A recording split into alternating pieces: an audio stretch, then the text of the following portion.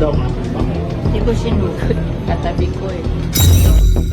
Latest on the top stories, viral video ng panunugod, pinabulaanan ni Senator Cynthia Villar ang mga pahayag na agresibo niyang kinumpronta ang kanyang karibal sa politika na si Las Piñas Councilor Mark Anthony Santos sa loob ng isang simbahan at ibinasura ang viral video ng inkwentro bilang smear tactic ng kanyang mga kalaban. Sa video sa media nitong Martes, Nobyembre 19, ipinaliwanag ni Villar na pinagsabihan lamang niya si Santos sa paglapit at pagbati sa kanya. Ang video na nakakuha ng traction online ay nagpapakitang galit na itinuro ni Villar ang isang daliri kay Santos habang ang kanyang pamangkin na si Las Piñas Vice Mayor April Aguilar ay mukhang nagulat at tumabi habang nangyayari ang insidente.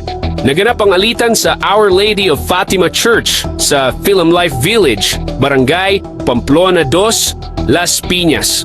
Parehong tatakbo para sa lone congestional seat ng Las Piñas sina Santos at Villar sa taong 2025 na eleksyon. Insidente sa simbahan, sinugod daw nga po ba kayo? Hindi ko sinugod. Katabi ko eh. Kasi sila nagbabayad sa media ng paninira sa aming pamilya. Ba't pa niya ako lalapitan at kakamayan? Hindi niya na akong batiin. Sinabi ko sa kanya yun. Hindi na akong batiin kasi sinisiraan mo naman ang pamilya namin.